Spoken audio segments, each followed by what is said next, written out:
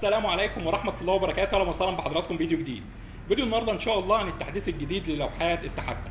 معانا ان شاء الله حضراتكم لوحة تحكم راكب عليها ترموستات فوكس 4 مرحلة وتايمر ثواني للتهوية وسحب الامونيا من داخل المكان.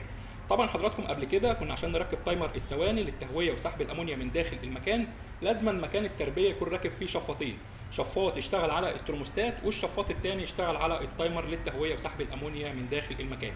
لكن حضراتكم التحديث الجديد شفاط واحد ينفع يشتغل على الترموستات وفي نفس الوقت يشتغل على التايمر للتهويه وسحب الامونيا من داخل المكان. حضراتكم اللوحه دي هي نفس اللوحه اللي راكبه عندي في الغرفه في الوقت الحالي، وبعتمد عليها بشكل كبير جدا في تظبيط درجات الحراره سواء صيف او شتاء. يعني حضراتكم لوحه التحكم شغاله معانا صيف او شتاء. لوحه التحكم بيكون راكب عليها حضراتكم ترموستات فوكس 4 مرحله، ترموستات كوري نقدر نعتمد عليها بشكل كبير جدا في تظبيط درجات الحراره. الترموستات بتشغل معانا الدفايه والشفاط وخلايا التبريد، وهنا انذار لارتفاع درجات الحراره، وهنا لمبه لقياس الفولت. هنشوف حضراتكم تقفيل اللوحه من الداخل.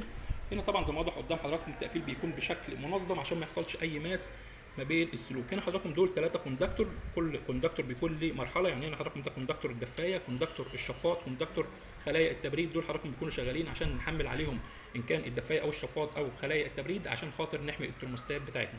هنا حضراتكم ده بيكون سلك 3 مللي، سلك السويدي، حاجه محترمه جدا ونقدر نعتمد عليه بشكل كبير. هنا كمان زي ما واضح قدام حضراتكم الفيوزات اللي بنوصل عليها ان كان الشفاط او خلايا التبريد او الدفايه. هنا طبعا زي ما واضح قدام حضرتك طريقه التوصيل مكتوب عليها، يعني حضرتك تقدر توصل لوحه التحكم من غير فن. هنا طبعا توصيل الدفايه، يعني هنا بوصل سلك الدفايه وبعد كده سلك الشفاط، بعد كده سلك خلايا التبريد. هنا طبعا دول المفتاحين حضراتكم القاطع اللي هي الكهرباء العمومي اللي داخله للوحه التحكم عشان لا قدر الله لو في قفله او في اي عطل في اللوحه نقدر على طول نفصل المفاتيح عن اللوحه. بعد كده حضراتكم هنثبت اللوحه على درجات الحراره ونشوف اللوحه وهي شغاله معانا بشكل عملي. هنثبت حضراتكم الترموستات على مثلا الاسبوع الاول اللي هو فتره التحضير، بتكون درجات الحراره من 30 ل 34. طبعا هنا سات واحد معانا الدفايه هظبطها على 30، معنى كده ان درجات الحراره لو قلت عن 30 على طول الدفايه تشتغل معايا ترفع درجات الحراره ل 30. بعد كده سات 2 اللي هو الشفاط هظبطه على 34، معنى كده لو درجات الحراره ارتفعت عن 34 الشفاط اول حاجه يشتغل.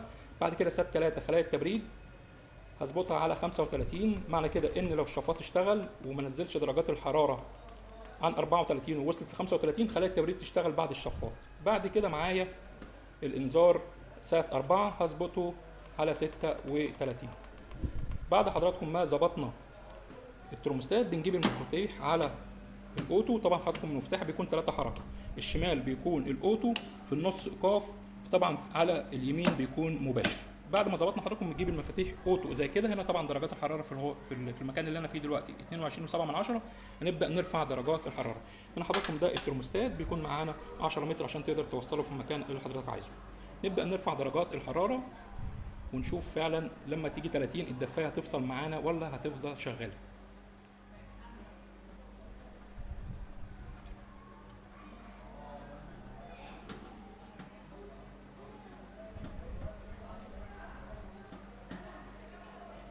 هنا زي ما واضح قدام حضراتكم درجات الحراره خلاص بترتفع 30. زي ما واضح قدام حضراتكم طول ما هي من 30 ل 34 مفيش حاجه هتشتغل. هنا وصلت 30 الدفايه فصلت. نحاول نخليها ترفع عن 34، هنشوف الشفاط وهو بيشتغل.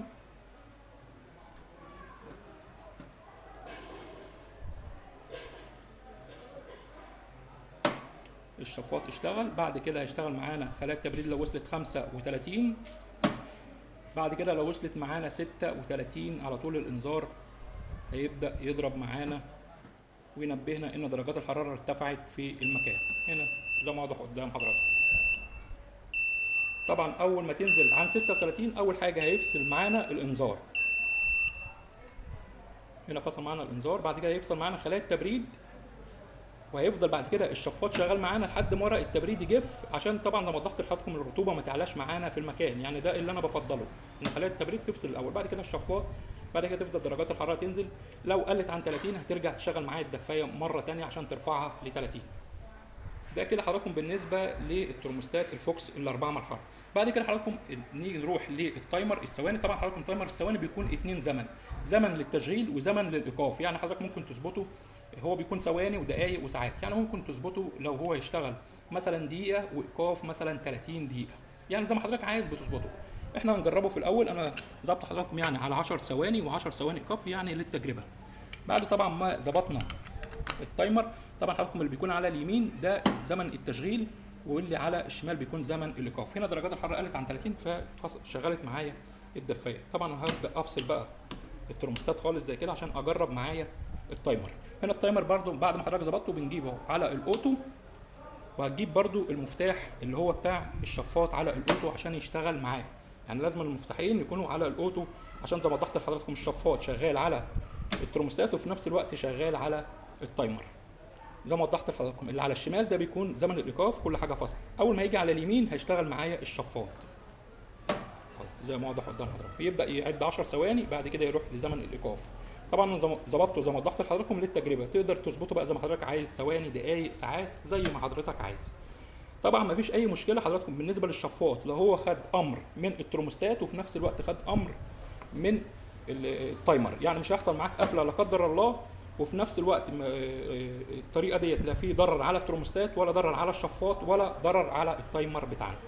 دي كده حضراتكم بالنسبه للتحديث الجديد، لان حضراتكم بنلاحظ جديد كتير في الشتاء ان الشفاط ما بيشتغلش معانا، فعشان كده حدثنا وركبنا تايمر عشان لو حبيت تشغل الشفاط اللي هو يهوي معاك المكان زي ما وضحت تظبطه مثلا يقفل 30 دقيقه يشتغل دقيقه زي ما حضرتك عايز. ده حضراتكم التحديث الجديد.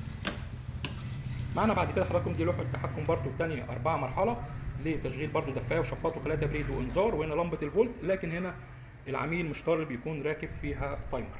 طبعا زي ما وضحت لحضراتكم يوجد تصنيع جميع لوحات التحكم حسب رغبه العميل. هنا كمان معانا لوحه تحكم عليها ترموستات تي بي لتشغيل عنبر 10000 طائر.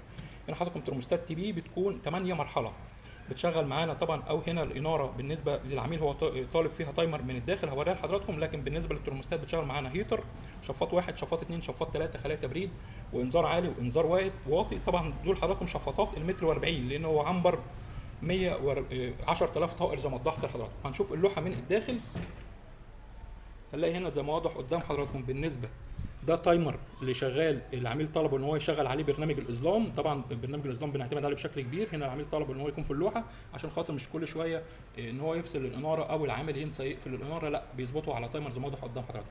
ده كمان حضراتكم حساس لخزانات الميه بتاعه البطاريات. طبعا حضراتكم بيت التحديث جديد برده بيكون فيه حساسات زي كده،